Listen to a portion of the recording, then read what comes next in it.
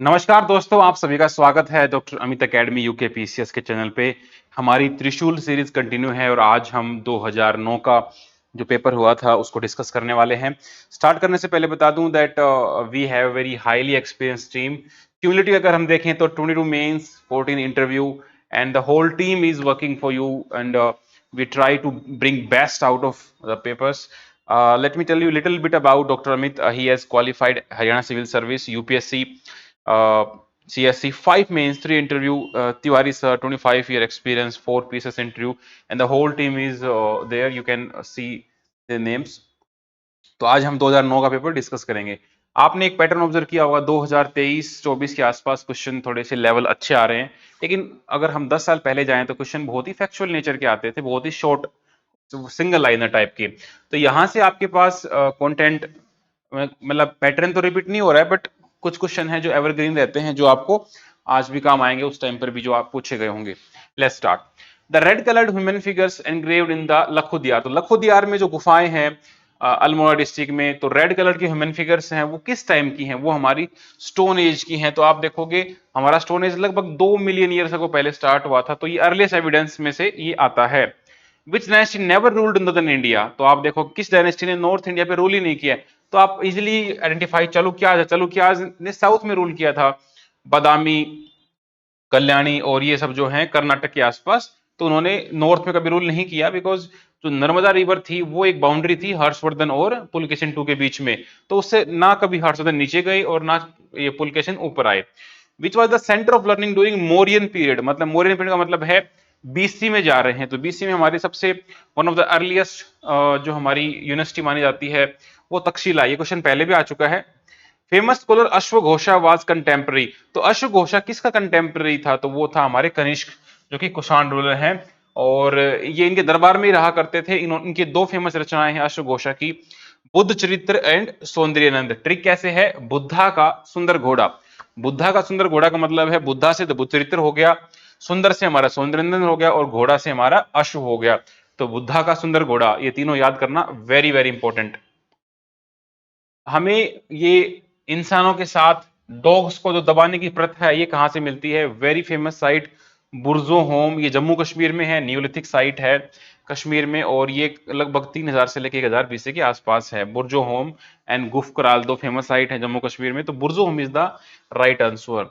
ये भी repeated question है। लीलावती जो बुक थी, ये किसके द्वारा लिखी गई थी? मैथमेटिक्स के ऊपर थी डेफिनेटली, ये भास्कराचार्य द्वारा लिखी गई थी। और ये अर्थमेटिक मैथ के बारे में है।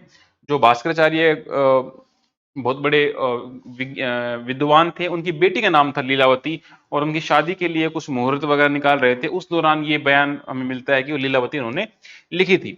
इनमें से सबसे पुराना वेदा कौन सा है? तो ये 4 वेदा हैं हमारे। तो इन 3 वेदा को तो हम लेटर वैदिक में पढ़ते हैं, ऋग्वेदा को हम अर्ली वैदिक में पढ़ते हैं। तो ऋग्वेदा इज द आंसर। इसके अंदर 1500 से लेके 1000 का पीरियड आता है, और 1000 के बाद आयरन की खोज हो जाती है। अब इसमें 1028 हिम्स लिखे हुए हैं। तो ये क्वेश्चन यहां से बार बार बन रहा है। अब अगला क्वेश्चन ये बन जाएगा कि किस किस गॉड के ऊपर सबसे ज्यादा हिम्स हैं? That is Indira. तो 1028 हिम्स ऋग्वेदा में हो गई। ठीक है। लोथल कहां पर है? लोथल हमारा गुजरात में है। लोथल में हमारा डॉकयार्ड भी है, वेरी फेमस साइट। रिसेंट में एक पीएचडी स्कॉलर थी, इसकी डेथ भी हो गई लोथल में रिसर्च करते टाइम, मिट्टी गिरने से दब गई थी। Which ancient Indian book was the translated into 15 Indian and 4 foreign languages? ऐसी कौन सी पुस्तक थी? It was the Panchatantra. इसमें पुरानी कहानियां हैं। आई एम श्योर आपने बचपन में पंचतंत्र पढ़ा होगा। ये विष्णु शर्मा द्वारा लिखी गई पुस्तक थी। इसमें बहुत मोरलिस्टिक कहानियां हैं, ऐसे शेर की और हिरण की, और इस प्रकार से जंगल में बहुत सुंदर सुंदर कहानियां हैं जो हमें मोरल लेसन्स देती हैं। बैटल ऑफ हल्दी घाटी किस साल में हुई? तो वो हुई थी 1576 एडी में। और ये बैटल हुई थी महाराणा प्रताप और अकबर के बीच में। अकबर की तरफ से राजा मान सिंह लड़े थे, और ऐसा माना जाता है कि इनडिसिसिव बैटल थी, कंक्लूजन नहीं निकला, महाराणा प्रताप बच के निकल गए थे। तो इस प्रकार का बयान मिलता है, but 1576 is the answer. Humayun किसने लिखा था? हुमायूं उनकी बहन ने ही लिखा था, Gulbadan Begum. Very very important. तो ये इनकी बहन थी हुमायूं नामा लिखने वाली, Gulbadan Begum. Third battle of Panipat में कौन जीता था? तो it was Afghans. Ahmad Shah Abdali जो अफगानी था वो आया था, और मराठा के बीच में युद्ध हुआ था। थर्ड बैटल ऑफ पानीपत होती है 14 जनवरी 1761 को। और ये डेट आपको याद रखनी पड़ेगी। ये डेट भी एग्जैक्टली याद पेपर में आती है 14 जैन, बिकॉज 1761 सबको याद है, लेकिन ये जो डेट है ये आपको याद रखनी पड़ेगी थर्ड बैटल ऑफ पानीपत की। इसके बाद पूछा गया कि भाई मोहम्मद गजनी के साथ कौन सा हिस्टोरियन उसके साथ में आया था। तो गजनी के साथ तीन आदमी फेमस आते हैं। One is Al Biruni, the second was Utbi and third was Firdausi. Al Biruni इनके साथ आता है और एक किताब लिखता है, किताब उल हिंद या तहकीकात उल हिंद, वो डेफिनेटली है। और उत्बी है, ये एक पुस्तक लिखता है यामिनी, किताब उल यामिनी। और जो फिरदौसी है, ये एक पुस्तक लिखता है शाहनामा। तो ये तीनों ही आदमी इंपॉर्टेंट हैं। इनके साथ जो जो मतलब ये आए, उन्होंने क्या क्या लिखा, ये आपको एग्जैक्टली याद आना चाहिए। बैटल ऑफ खनवा में कौन हार गया था? तो राणा संगा हार गए थे, बिकॉज 1526 में बैटल ऑफ पानीपत होती है, इसमें इब्राहिम लोधी हार जाता है बाबर से। अगले ही साल फिर बाबर लड़ता है राणा संगा के खिलाफ 1527 में। तो ये चार बैटल एक साथ आती हैं, battle of Panipat, battle of Khanwa, battle of Chanderi, battle of Ghaghra. 1526, 27, 28 और 29। 1530 में तो बाबर की डेथ ही हो जाती है। द बैटल ऑफ प्लासी तो लोकेटेड कहाँ? तो प्लासी कहाँ पर है? प्लासी हमारा वेस्ट बंगाल में ही है। बैटल ऑफ प्लासी हमारी 1757 में होती है, सिराजुद्दौला और लॉर्ड क्लाइव के बीच में। इसमें सिराजुद्दौला के जो लोयल थे वो सारे धोखा दे देते हैं और ये बिना लड़े ही ये बैटल खत्म हो जाती है। तो ये लॉर्ड क्लाइव के लिए बहुत बड़ी जीत थी। In which year quit India movement was declared again British? तो क्विट इंडिया मूवमेंट हमारा 8 अगस्त 1942 को है, इसलिए इसको हम अगस्त क्रांति बोलते हैं। गांधी जी ने नारा भी दिया था, करो या मरो, ठीक है। तो ये बहुत ही कॉमन कॉन्सेप्ट, गांधी जी के ऊपर तो रिपीटेड थीम है, हर साल गांधी जी के ऊपर क्वेश्चंस आ रहे हैं। NCM, CDM, quit India movement. Jallianwala Bagh कहाँ हुआ था? तो ये हमारा अमृतसर में हुआ था 13 अप्रैल 1919 को। वहां पर जनरल डायर ने ओपन गोलियां चलाई थी, तो more than 1500 people died there.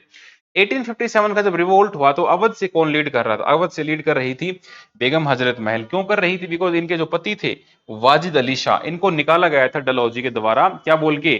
Doctrine of miss governance बोल के। तो ये वहां से लीड कर रही थी। महात्मा गांधी का जो फर्स्ट फास्ट अनटू डेथ, मतलब महात्मा गांधी जी का पहला भूख हड़ताल, वो हमारा अहमदाबाद मिल स्ट्राइक से स्टार्ट हुआ था, ठीक है। और ये फर्स्ट हंगर स्ट्राइक मानी जाती है इनकी भारत में।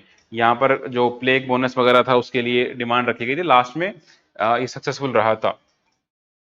इन विच केस राजगुरु सुखदेव भगत सिंह, तो भगत सिंह को किस केस में फांसी हुई? भगत सिंह को हुई थी लाहौर कॉन्स्पिरेसी में, बिकॉज इन्होंने सोंडर्स का मर्डर किया था। तो सोंडर्स को मर्डर क्यों किया? बिकॉज जब साइमन कमीशन का विरोध चल रहा था तो लाला लाजपत राय को लाठीचार्ज में चोट लगी थी, उनकी डेथ हो गई, तो उसका बदला लेने सोंडर्स को मारा गया। इनको फांसी हुई 23 मार्च 1931 में। Very very important. ये कह रहे हैं कि जब इंडिपेंडेंस हमें मिला उस टाइम पर कांग्रेस का प्रेसिडेंट कौन था? तो it was JB Kripalani. Very very important, you need to remember. जब इंडिया आजाद हुआ तो इट वाज क्रिपलिंग, वो ऐसे रेंग रहा था, घुटनों पे था, तो आप उससे भी याद कर सकते हो, ठीक है, जेपी कृपलानी। और बाकी जो है जैसे जवाहरलाल नेहरू हैं, ये 3 बार बने। लाहौर सेशन, कंप्लीट इंडिपेंडेंस 1929, 36, 37, 3 साल इनके हो गए। ऐसे ही राजेंद्र प्रसाद 34, 35, सरदार वल्लभ भाई पटेल 1931 कराची सेशन। तो ये जो कांग्रेस प्रेसिडेंट वाला जो रूल है ये याद रखना भाई, 1905 में, 16 में, जो 15-20 मेन मेन सेशंस है वो आपके टिप्स पे होने चाहिए। कौन सा फ्रीडम फाइटर है जो 1908 में 6 साल जेल में रहा, उसको 6 साल की जेल दी गई? तो इट वाज बाल Gangadhar Tilak. Very very important, because 1907 में सूरत स्प्लिट के बाद एक्सट्रीमिस्ट को काफी दबाया गया था। तो ये लाल बाल पाल का ट्राई हुआ करता था, केसरी और मेहता इनकी मैगजीन्स थे, और इन्होंने जेल में जाके भी गीता रहस्य लिखा था। अगेन रिपीटेड थीम, बार बार पूछा गया है। ऐसा कौन सा वाइसरॉय इसको अपने ऑफिस में मार दिया गया था? तो it was Lord Mayo. Trick is Mayo को मार दियो, मायो को मार दियो। 1869 से लेकर 72 के बीच में इन्होंने सर्व किया इंडिया में। तो इन्होंने मायो कॉलेज भी खोला था अजमेर में, और इनको पोर्ट ब्लेयर में इनको मार दिया गया था शेर अली के द्वारा। बंगाल को रीयूनाइट कब किया गया? 1911 में, बिकॉज 1905 में करजन के द्वारा बंगाल का पार्टीशन हुआ। 1911 में जब कैपिटल शिफ्ट हुई कलकत्ता से दिल्ली, उस समय लॉर्ड हार्डिंग दिल्ली आए थे, तो वहां पर इसको वापिस कर दिया गया था। Servants of Indian society establish करेगी किसके द्वारा? It was by Gopal Krishna Gokhale. He was the political Guru of Gandhi ji. 1905 में ये हुआ था। गोपाल कृष्ण गोखले किसके गुरु हैं? गांधी जी के। और इनके गुरु कौन है? इनके गुरु हैं ये जस्टिस राणा डे। तो जस्टिस राणा डे के शिष्य गोपाल कृष्ण गोखले, इनके शिष्य Gandhi ji. East India Company had taken Bombay from, Bombay किससे लिया था? बॉम्बे उन्होंने पोर्तुगीज से लिया था, और वो भी डाउरी में है ना, जब शादी हुई थी डाउरी में बॉम्बे दिया गया था। The first Indian organisation established in 1838, तो पहली ऐसी पॉलिटिकल ऑर्गेनाइजेशन 1838 में, इट वाज जमींदारी एसोसिएशन, इसको हमने लैंड होल्डर सोसाइटी भी कहा है, और ये बनाई गई थी द्वारका नाथ टैगोर के द्वारा। Very very simple. तो जितने भी प्री प्री कांग्रेस बॉडीज हैं, मान लो ये हो गया मद्रास महाजन सभा है, मद्रास नेटिव एसोसिएशन है, इंडियन सोसाइटी है, तो ये सारी आपको याद होनी चाहिए। फिर आपसे कहा गया कि हमें क्या करना है, इनको क्रोनोलॉजी में लगाना है। तो भाई वेरी सिंपल, गांधी जी जब भारत आए तो उन्होंने केक काटा, चंपारण, अहमदाबाद, खेड़ा, और हमारा चौथा हमारा नॉन कोऑपरेशन 1920 वाला, चंपारण, अहमदाबाद, खेड़ा और नॉन कोऑपरेशन, तो ये हमको 1 2 3 4 ऐसे लगाने थे। मुस्लिम लीग ने इस सेशन में पाकिस्तान की डिमांड रखी, तो वो लाहौर सेशन था 1940 का। उन्होंने लाहौर रेजोल्यूशन रखा और कहा कि भाई हमें एक अलग देश चाहिए, हम साथ में नहीं रह सकते। महात्मा गांधी की जो ऑटोबायोग्राफी है, story of my experiment with truth, ये ओरिजिनली किस भाषा में थी, तो गुजराती, बिकॉज गांधी जी खुद एक गुजराती थे ओरिजिनली, तो उनकी बहुत सारी चीज गुजराती में भी हैं, जैसे नवजीवन उनका न्यूज़पेपर है वो गुजराती में था। ठीक है, तो very very important. Which of the following was not liberal, liberal इनमें से मतलब कौन सा लिबरल और मॉडरेट टाइप का नहीं था, तो आप ऑड वन आउट भी कर सकते थे। ये सारे मॉडरेट लीडर हैं, थोड़े से पुराने टाइप के हैं, और ये हमारे थोड़े से एक्सट्रीमिस्ट टाइप के लीडर हैं, तो बाल गंगाधर तिलक हो गया। मैच द फॉलोइंग आप देखोगे तो भाई गांधी जी ने दांडी मार्च स्टार्ट किया। दांडी मार्च गांधी जी ने अहमदाबाद से स्टार्ट किया 12 मार्च को, 6 अप्रैल को पहुंच गए दांडी। फिर जवाहरलाल नेहरू का, इन्होंने कंप्लीट फ्रीडम मांगी थी लाहौर में 1929 में, पूर्ण स्वराज की डिमांड हुई थी। वल्लभ भाई पटेल अपना बारदोली सत्याग्रह 1928, इनको वहां पर सरदार की उपाधि मिली थी महिलाओं के द्वारा। और तो खाल अब्दुल गफार खान, ये रेड शर्ट्स, या इसको हम फ्रंटियर गांधी बोल सकते हैं, है ना, तो ये रेड शर्ट्स भी बोलते थे इनको, तो ये भी बहुत इंपॉर्टेंट है। बाल गंगाधर तिलक ने अपना न्यूज़पेपर स्टार्ट किया था कंट्री के लिए, वो कौन सा था, केसरी, और ये केसरी जो था ये मराठी भाषा में था। Very very important. काबा क्या है, काबा मुस्लिम होली प्लेस है। आप देखोगे मक्का मदीना में जो बीच में जो स्ट्रक्चर है, जिसके चारों तरफ प्रदक्षिणा करी जाती है, दैट इज नोन एज काबा। तो ये मुस्लिम्स का होली प्लेस है मक्का में, सऊदी अरब में। शंकराचार्य ने 4 मठ या 4 मोनेस्ट्री का एस्टेब्लिशमेंट किया था, वो कहां कहां है, जोशीमठ, द्वारका, पुरी एंड श्रृंगेरी। जोशीमठ अपना उत्तराखंड की तरफ है, द्वारका अपना गुजरात की तरफ, पुरी अपना उड़ीसा की तरफ, और श्रृंगेरी अपना कर्नाटक की तरफ। ये चारों मठ आपको याद होने चाहिए। एलिफेंटा केव्स किससे रिलेट करती हैं, तो ये डायनेस्टी पूछी है, ये राष्ट्रकूटाज के द्वारा बनाई गई थी, और एलिफेंटा केव्स मुंबई के बिल्कुल बाजू में ही है, वहां से 120 रुपए टिकट लगती है गेट ऑफ इंडिया से। यहाँ पर एक बहुत ही फेमस स्ट्रक्चर है त्रिमूर्ति, त्रिमूर्ति शिवा है, और ये बार बार पेपर में पूछा भी गया है। ब्लैक पैगोडा हम बोलते हैं कोणार्क सन टेम्पल को, तो नार्क से बना दो डार्क, डार्क से बना दो ब्लैक। ऐसा एक व्हाइट पैगोडा भी आपको याद रखना चाहिए, जो कि पुरी में है, उड़ीसा में है। तो क्या हो गया, ब्लैक मतलब डार्क नार्क, और व्हाइट मतलब जो बच गया वो पूरी, पूरी गरम गरम पूरी सफेद सफेद पूरी खानी है ना, गर्मा गर्म। क्रॉप साइकिल इज नेसेसरी, आपको क्रॉप साइकिल क्यों नेसेसरी है, बिकॉज जो सोइल की फर्टिलिटी है वो एनहेंस हो जाती है, कि आप बार बार मल्टीपल टाइम एक ही सोइल का यूज करते हो तो उसकी फर्टिलिटी डाउन होने लगती है। मून क्या है, मून एक सैटेलाइट है। सैटेलाइट क्या होता है, जो किसी प्लेनेट का चक्कर लगाता है, तो मून अर्थ का एक ही मून है, that is known as moon, वो सैटेलाइट है अर्थ का। जैसे हमारी आर्टिफिशियल सैटेलाइट भी जो होती हैं वो अर्थ के चारों चक्कर लगाती है, तो ये आर्टिफिशियल, ये नेचुरल है बस। विच of the following is the largest island after Greenland of the world, तो ग्रीनलैंड के बाद आप देखोगे तो न्यू गिनिया जो है, it is the largest island, जो ऑस्ट्रेलिया के पास है, पापुआ न्यू गिनिया वाला, वो सबसे बड़ा आइलैंड है। The largest part of our hydrosphere, जो पानी वाला, हाइड्रो मतलब पानी तो हमारे अर्थ पे लगभग 70% तो पानी ही है ना, 79%, 71%। उसमें सबसे बड़ा ओशन हमारा पैसिफिक है, तो हम पैसिफिक को ही सबसे लार्जेस्ट पार्ट बोल सकते हैं। आपकी ओजोन लेयर कहां प्रेजेंट होती है, ओजोन लेयर आपकी स्ट्रेटोस्फेयर में होती है। सबसे पहले ट्रोपो, स्ट्रेटो, मीजो, एक्सो, थर्मो, फिर एक्सो।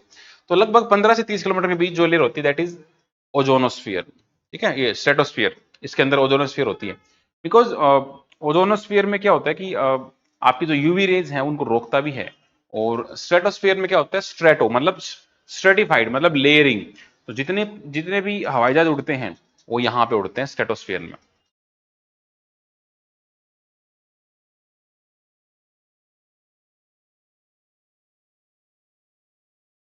चलो, विच the following is included in the geographical growth of designated countries of Oceania, तो ओशनिया के अंदर ये मेलेनेशिया जो है ये वहीं पे आता है।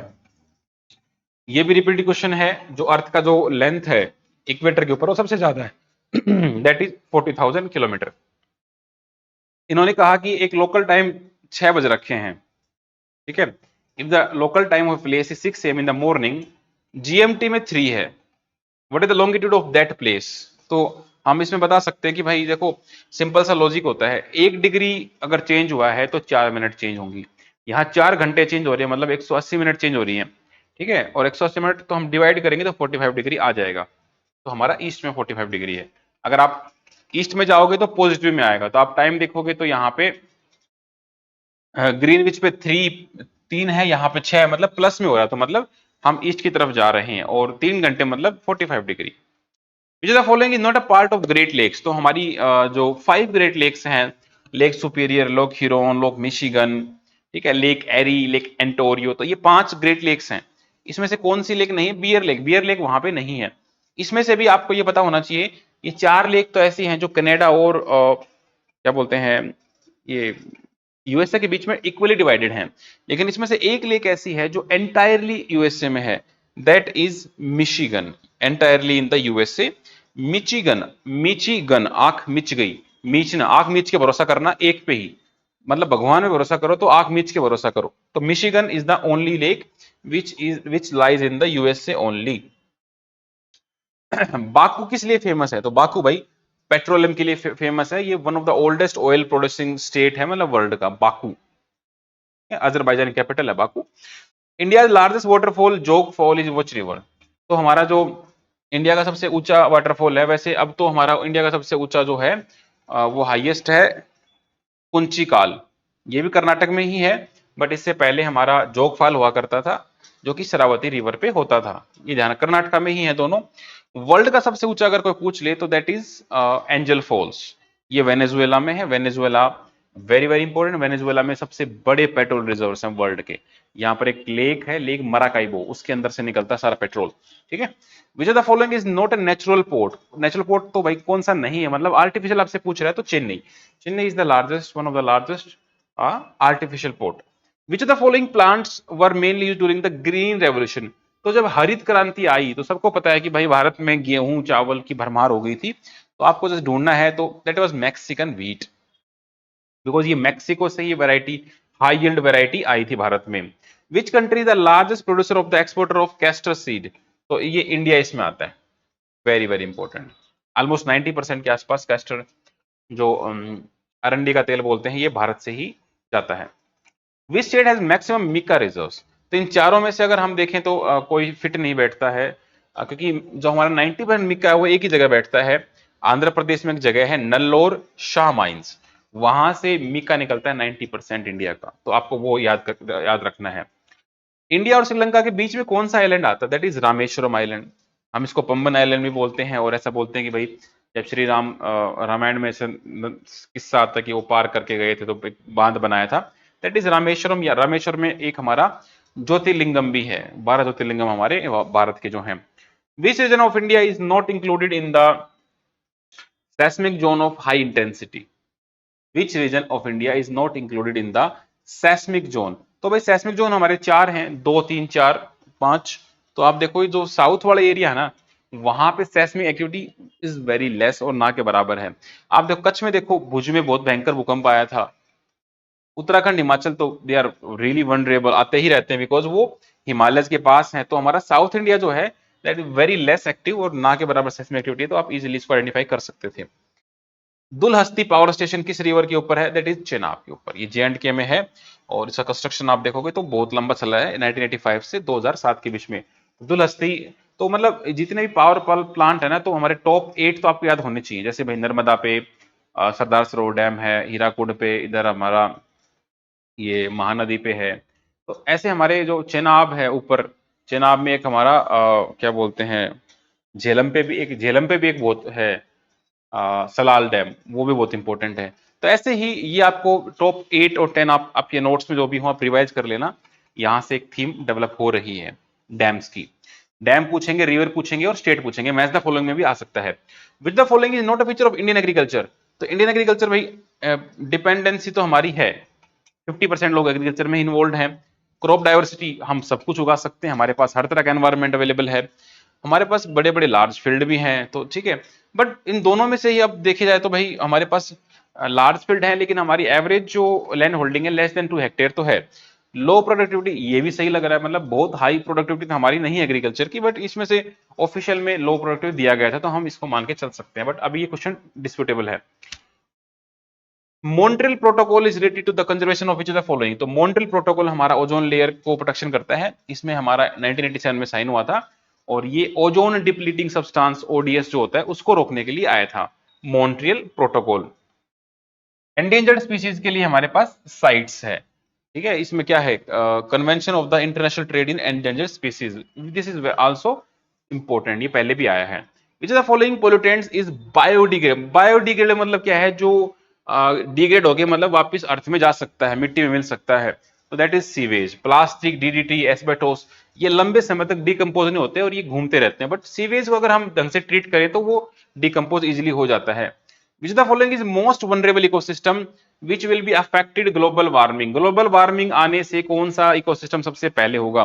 तो आप देखोगे जो ग्लेशियर है ना आर्कटिक पे, ग्रीनलैंड पे, जो नॉर्थ पोल पे जमे हुए हैं, सबसे पहले उनको खतरा है, बिकॉज वो वेरी रैपिड पेस पे मेल्ट हो रहे हैं, क्योंकि वहां पर इतनी गर्मी उन्होंने कभी देखी ही नहीं थी।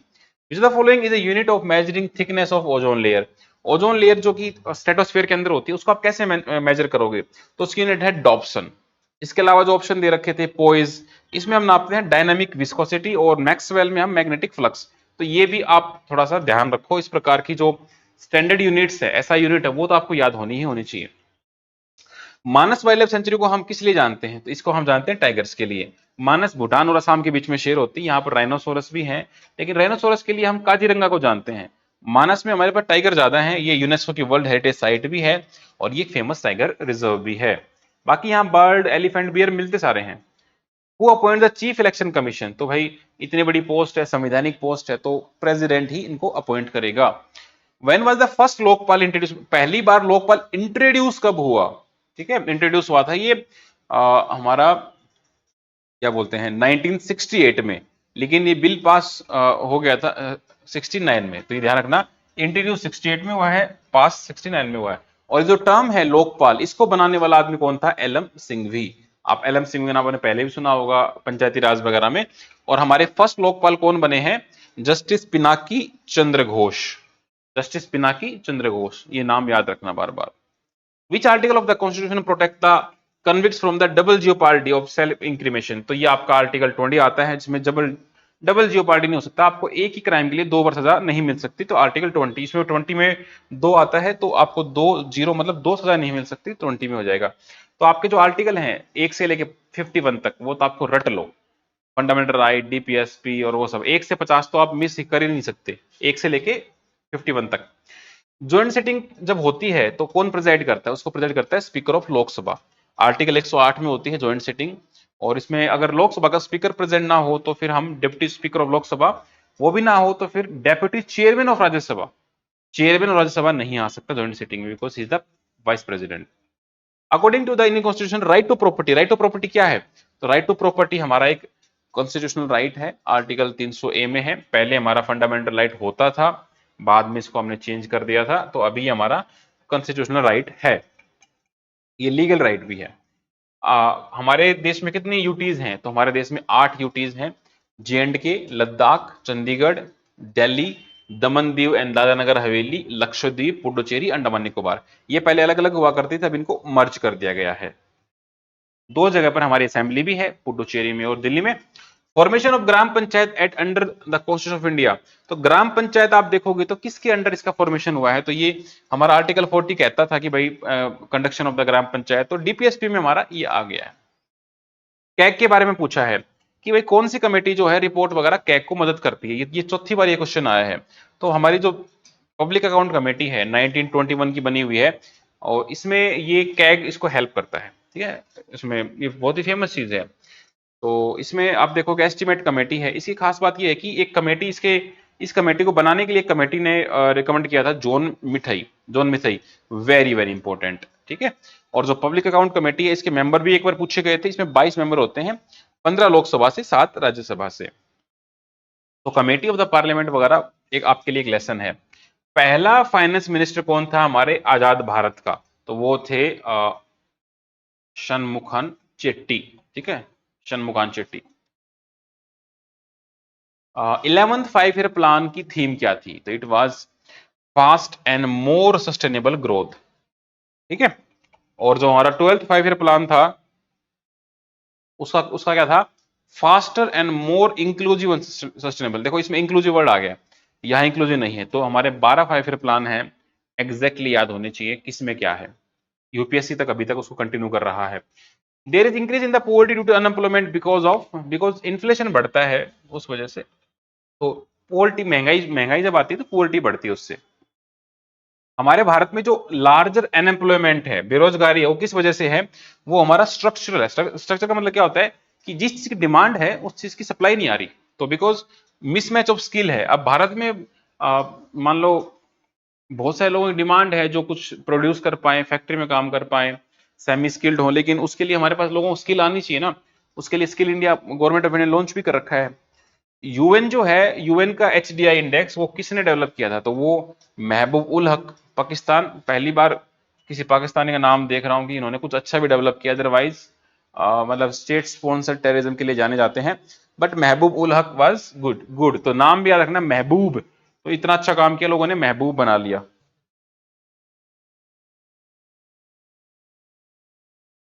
Very very important.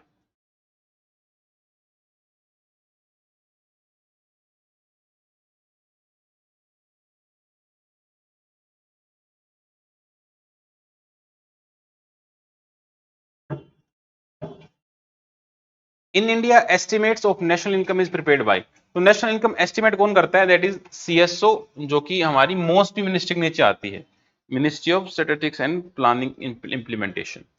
When was the reserve bank of India establish? तो हमारा जो आरबीआई बैंक है ये 1935 में एक्ट में ही बोला था, और 37 में एस्टेब्लिश हो गया था, बट 37 यहाँ है नहीं तो 35 भी आप ले सकते हो। Who signature is there on the 1 rupee note? तो कितना स्पेसिफिकली आपसे पूछा कि 1 रुपए के नोट के ऊपर किसका होता है? तो वो होता है फाइनेंस सेक्रेटरी का। जितने भी सिक्के होते हैं और 1 रुपए का नोट होता है, इसको इशू करने वाला होता है फाइनेंस सेक्रेटरी। लेकिन बाकी जो बच गए सिक्कों के अलावा और 1 नोट रुपए के अलावा, वो आरबीआई इशू करता है। उसके ऊपर आरबीआई गवर्नर के सिग्नेचर होंगे। The integrated child development scheme, ICDS. तो आईसीडीएस के ऊपर भी 2 3 क्वेश्चन आ चुका है। डिटेल में आपसे नहीं पूछ रहा, बट ईयर जरूर पूछ रहा है। तो उत्तराखंड में एक थीम तो ये है, जितने ही प्रोग्राम बड़े बड़े लॉन्च हो उनके ईयर जरूर याद कर लो। उत्तराखंड उसके ऊपर स्पेशल फोकस दे रहा है। What was the central theme in the Doha round of WTO? Doha round जब हुआ था तो यहां पर डब्ल्यूटीओ की थीम क्या थी? तो एक्सपोर्ट फ्रॉम डेवलपिंग कंट्रीज, ताकि डेवलपिंग कंट्रीज को भी हम थोड़ा सा उठा पाए। तो ये उसका मेन थीम था, बट अभी इतना इंपॉर्टेंट नहीं है, उस टाइम पर न्यूज में था।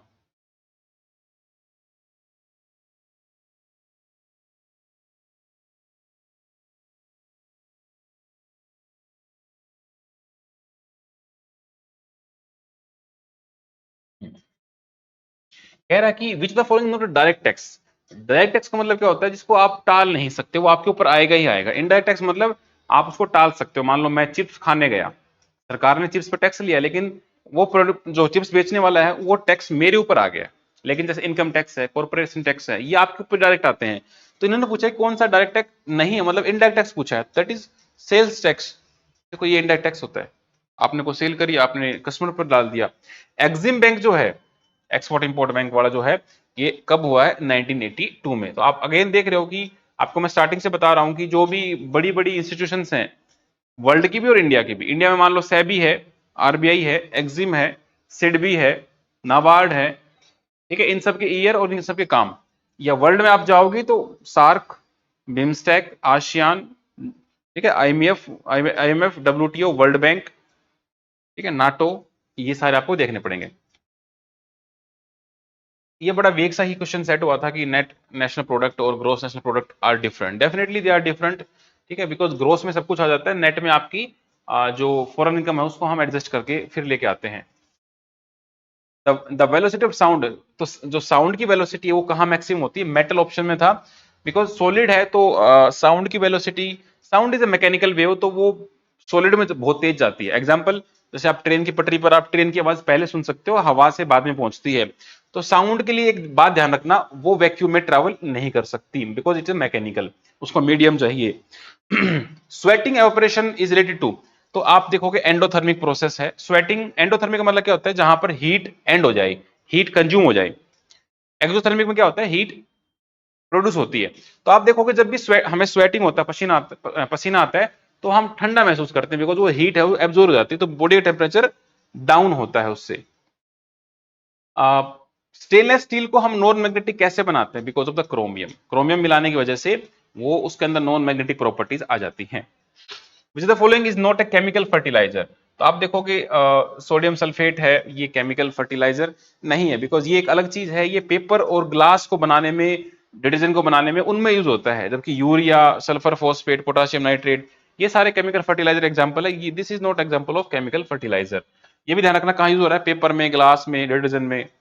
तो इस प्रकार के जो केमिकल्स हैं, एसिड रेन में कौन सा यूज हो रहा है, आर्टिफिशियल रेन में कौन सा यूज हो रहा है, ठीक है, यहाँ जो इंक लगाता है इलेक्शन का, उसमें कौन सा यूज हो रहा है। तो इस प्रकार के जो कॉमन कॉमन हमारे सोल्ट हैं, केमिकल्स हैं, you should be aware about it. Which gas is release by the plastic, तो प्लास्टिक कौन सी गैस रिलीज करता है, पॉलीक्लोरीन, मतलब उसको जब हम जलाते हैं ना प्लास्टिक वेस्ट को, उसको हम क्या बोलते हैं, इंसिनरेशन, मतलब उसको प्लास्टिक को जलाने से polychlorine. Which gas is filled, refrigerator में कौन सी गैस भरते हैं, तो दैट इज मैफ्रोन, तो ये उसके लिए भरा जाता है। अडल्ट की बॉडी में कितनी हड्डियां होती हैं, एक अडल्ट में 206 हड्डियां होती हैं। यह अडल्ट मेंशन क्यों किया, बिकॉज बच्चे की बॉडी में मोर देन 300 बोन होती हैं, कुछ बाद में जुड़ जाती हैं। तो इससे यह भी ध्यान रखना कि सबसे लॉन्गेस्ट बोन हमारी फीमर थाई वाली बोन, सबसे छोटी बोन हमारी स्टेप्स, जो कि कान की बोन होती है। The abnormal level of cholesterol, cholesterol अगर आपका अबनॉर्मल हो गया तो आपकी जो आर्टरीज हैं, जो खून जिनसे जाता है, वो हार्ड हो जाती हैं और वो हार्ट अटैक का कारण बन सकती हैं। तो जिस हार्डनिंग ऑफ जो आर्टरीज हैं, इसका एक नाम दिया जाता है एथेरोस्लेरोसिस, ठीक है, कोई टेक्निकल नेम। तो ये आप ध्यान रखना, आर्टरीज जो है हमारी, तो आपको यही पता होना चाहिए साइंस में कि खून जाता किससे है, आता किससे है, ठीक है। हार्ट से ब्लड, हार्ट से बॉडी की तरफ कहां से जाता है और बॉडी से हार्ट की तरफ कौन लेके आता है, वो आपको याद रखना पड़ेगा, ठीक है। तो हार्ट से बॉडी तरफ लेके जाते हैं arteries. Influenza is caused by, तो इन्फ्लुएंजा किसके थ्रू होता है, वायरस के थ्रू होता है, बिकॉज ये आपके जो नोज, थ्रोट, लंग्स, ब्रोंकलाई, इनको इफेक्ट करता है इन्फ्लुएंजा, जुकाम टाइप का कह सकते हो। वेजिटेबल स्टडी को हम क्या बोलते हैं, दैट इज ओलेरी कल्चर। बाकी हॉर्टिकल्चर भी फ्रूट वेजिटेबल में आ जाता है, पोमोलॉजी भी फ्रूट्स में आ जाता है, और हमारा फ्लोरिकल्चर हमारा फ्लोर में आता है। तो जितने भी इस प्रकार के ये नेम हैं, ओलोरिकल्चर, फ्लोरिकल्चर, ये सब मतलब डिसिप्लिन के नाम। जैसे मान लो एक एग्जांपल दूं, oncology, oncology study of the cancer. तो इस प्रकार के 20-25 आपको एक टाइप करना है गूगल पे, आपके पास होना भी चाहिए। इस प्रकार के जो डिसिप्लिन हैं, वो सारे आपको याद होना चाहिए, पीवाईक्यू में आते रहते हैं। एंजाइम क्या होता है, एंजाइम क्या होता है, इज ए बायोकैटलिस्ट। बायोकैटलिस्ट मतलब क्या है, कि वो चीज की प्रोसेस को बढ़ा देता है, उसको स्पीड अप कर देता है, केमिकल रिएक्शन को, किसी भी स्पेसिफिक रिएक्शन आपके सेल में। तो enzyme is a biocatalyst. Which is following is not infectious, तो इसमें चारों ही ऑप्शन सही थे। एड्स भी इन्फेक्शियस है, स्मॉल पॉक्स भी, मम्प्स भी, हब्स भी। एड्स जैसे आपका एचआईवी वायरस से होता है, स्मॉल पॉक्स वेरियोला वायरस से होता है, ये पहले भी आ चुका है वेरियोला वायरस। मम्प्स जो है, मम्प्स वायरस से होता है, और जो हर्पस है, ये हर्पस मतलब सिंप्लेक्स करके कुछ वायरस है। तो कुल मिला के चारों ही इन्फेक्शियस है। विच the following is not a genetic disorder, genetic मतलब होता है जो आपके पेरेंट्स से आपको आया है। तो आप देखोगे जिसमें भाई Down syndrome, hemophobia, sickle cell, irritable bowel syndrome, मतलब आपके पेट में जो गड़बड़ हो गया है वो आपकी गैस्ट्रो इंटेस्टाइनल प्रॉब्लम है, ना कि आपकी जेनेटिक। जैसे कलर ब्लाइंडनेस हो जाती है, ठीक है, हेयर फॉलिंग हो जाती है, स्किन का टेक्सचर है, these are genetic things, diabetes है, ठीक है। Which is the following is a biological origin, तो ये चार प्रकार के मोती हैं, पुखराज, मणिक, पन्ना, मूंगा। तो मूंगा जो होता है वो एक प्रकार का मेराइन पोलिप्स होते हैं, तो ये बायोलॉजिकल प्रोसेस से बनता है, ये आपको ध्यान रखना पड़ेगा। वाटर सोल्यूबल विटामिन, तो आपके जो फैट सोल्यूबल है वो होते हैं एडीई के, और वाटर सोल्यूबल होते हैं बीसी, तो दोनों में से क्वेश्चन बनता ही बनता है। तो ऑप्शन ऑप्शन में क्या था, वाटर सोल्यूबल मतलब बी एंड सी, तो बी सी ऑप्शन में था, तो हमने सी उतार लिया। Which rays of light are use most in the photosynthesis, तो फोटोसिंथेसिस में कौन सी रेज सबसे ज्यादा यूज होती है, तो इट इज रेड, बिकॉज जो क्लोरोफिल होता है वो एब्जॉर्ब करता है रेड एंड ब्लू को औरों से ज्यादा। और इसमें भी red is the mostly used. The venom of the cobra, cobra का जो जहर जो है वो क्या होता है, वो होता है न्यूरोटॉक्सिन। वो आपके नर्वस सिस्टम पर इंपैक्ट डालता है सीधा। आपका जो आपके नर्व सिस्टम है सिग्नल भेजता है मसल्स के पास, वो टूट जाता है और आपको पैरालिसिस हो जाता है। तो this is very very important, बच के रहना सांपों से। एंथ्रोप्लास्टी सर्जरी क्या होती है, इसमें आपका हिप जॉइंट होता है, हिप जॉइंट मान लो, या फिर आपकी क्या बोलते हैं नी का जो, मतलब नी मान लो, हिप मेन तो हिप में होता है बट नी में भी होता है, तो वहां पर हम क्या बोलते हैं एंथ्रोप्लास्टी। तो it restore the mobility of the function in the damage joints. Night blindness आपकी किसकी कमी से होता है, तो वो आपकी भाई विटामिन ए की कमी से होता है, बिकॉज आपको रात को देखने के लिए आपको कुछ जो चाहिए, क्या बोलते हैं जो रोडोप्सिन है, वो पिगमेंट आपके रेटिना में, वो आपको रात को देखने में मदद करता है, लेकिन उसके प्रोडक्शन के लिए आपको विटामिन ए चाहिए, वो आपको मिलेगा नहीं। तो आपको राचोंदा, रातोंदिया, ये मतलब रात को दिखना बंद हो जाएगा, दैट इज नाइट ब्लाइंडनेस। तो ये रोडोप्सिन भी याद रखना। बाकी तो विटामिन बी की कमी से बेरी बेरी हो जाता है, सी की कमी से हमारे स्कर्वी हो जाता है, स्कर्वी का मतलब है ब्लडिंग गम्स, ये सब ना। और के अगर ना हो तो हमारा जो क्लोटिंग है ब्लड का वो नहीं होता है, तो आपकी एक्सेसिव ब्लीडिंग होती रहती है, बहुत ज्यादा खतरनाक हो जाता है ये भी। स्पीडोमीटर एक कार में क्या रिप्रेजेंट करता है भाई, स्पीडोमीटर में क्या होता है कि आपको वो दिख जाता है कि कितनी स्पीड पे चल रहा है, तो दैट इज एनालॉग, मतलब वो सुई वाला सिस्टम जो होता है उसको हम स्पीडोमीटर बोल सकते हैं। इस प्रकार के क्वेश्चन अब बिल्कुल भी नहीं आते हैं। नेटवर्क ऑफ नेटवर्क को हम इंटरनेट बोलते हैं। हाँ, ये अच्छा क्वेश्चन है कि जो आपका मैग्नेटिक इंक कैरेक्टर रीडर होता है MICR, ये कहाँ यूज होता है, ये आपके बैंक में जो होता है, बैंक में जो आप चेक पेश करते हो, वो चेक को प्रोसेस करने में MICR कोड यूज होता है। इसकी फुल फॉर्म भी पेपर में आती है, magnetic ink character recognition, MICR code. Name of the Indian super computer, तो ये हमारा परम था, परम बनाया गया था सीडैक पुणे के द्वारा। Very simple question. जो आईसी होती है कंप्यूटर्स में किसकी बनी होती है, ये हमारे सिलिकॉन की होती है, ये बार बार पूछा गया है। और इनपुट डिवाइस सबसे ज्यादा कौन सा है भाई, कीबोर्ड यूज होता है। ठीक है, ये कंप्यूटर क्वेश्चन थे, कुछ माइक्रोसॉफ्ट वर्ड के भी आते थे पहले, 2014-15 तक आते थे, अब बिल्कुल भी नहीं आते। Who is the writer of the book Soze Watan, तो ये हमारे प्रेमचंद जी थे, और इसमें ये ब्रिटिश गवर्नमेंट के द्वारा जो टॉर्चर किया गया उसके बारे में ही बताते थे प्रेमचंद, सोजे वतन। जो पहली ब्रिक्स समिट हुई थी वो कहाँ हुई थी, वो रशिया में हुई थी 16 जून को 2009 में। 2009 याद रखना, ठीक है, वेरी वेरी इंपॉर्टेंट। और जगह का नाम याद रहे तो ठीक है, येकाटेरिंगसबर्ग। और 2010 में हमारी साउथ अफ्रीका ऐड हो गया था। ठीक है, और एक आदमी थे ओ नेल करके, उन्होंने ये ब्रिक्स टर्म कोइन करी थी। ये 4-5 बार आ चुका है। ऑस्ट्रेलिया सेलिब्रेट करता है क्रिसमस की सीजन में, वो समर में करता है, बिकॉज जब 26-25 दिसंबर आता है उस टाइम पर हमारा जो सन है वो ट्रॉपिक ऑफ कैप्रिकॉर्न की तरफ होता है, और नॉर्थ इंडिया में, मतलब नॉर्थ हेमिस्फीयर में ठंड होती है, लेकिन ऑस्ट्रेलिया में वहां पर गर्मी होती है, तो समर्स में बनाते हैं। सेंटा क्लॉज वहां पर सर्दियों में आते हैं। फॉरेस्ट रिसर्च इंस्टीट्यूट, ये भी 5 बार आ चुका है, very very important, because Uttarakhand से भी है, उस एंगल से भी, और ये वैसे भी। तो फॉरेस्ट रिसर्च इंस्टीट्यूट कहाँ है, देहरादून में। कैलाश मानसरोवर पिलग्रिमेज, ये चाइनीज तिब्बत और उसका वीजा रिक्वायर्ड होता है, बिकॉज चाइना, तिब्बत चाइना का पार्ट है फिलहाल। तो जब भी ये जाते हैं कैलाश मानसरोवर की यात्रा करने, तो चाइना उनको देता है visa. When was the first railway line started in India, तो वो 1853 में स्टार्ट हुई थी, डलहौजी के द्वारा बनाया गया था। पहली जो ट्रेन थी बॉम्बे से थाने चली थी, ये हमारी फर्स्ट ट्रेन थी, वेरी वेरी इंपॉर्टेंट।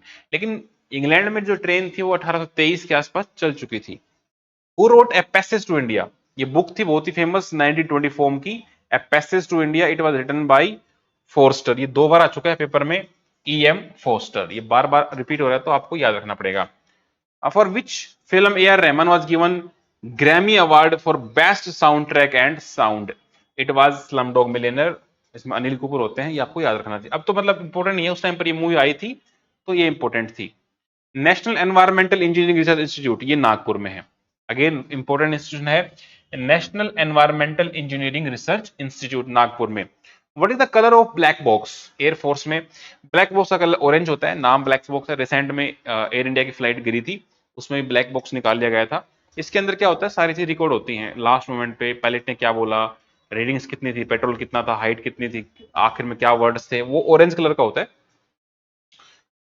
जो टैबू मोनेस्ट्री है ये हमारी कहाँ पर है, ये हमारी हिमाचल प्रदेश में है, very very famous. Spiti valley जो है वहां पर है, और ये 1996 जितने 1000 साल से पुरानी है। ठीक है।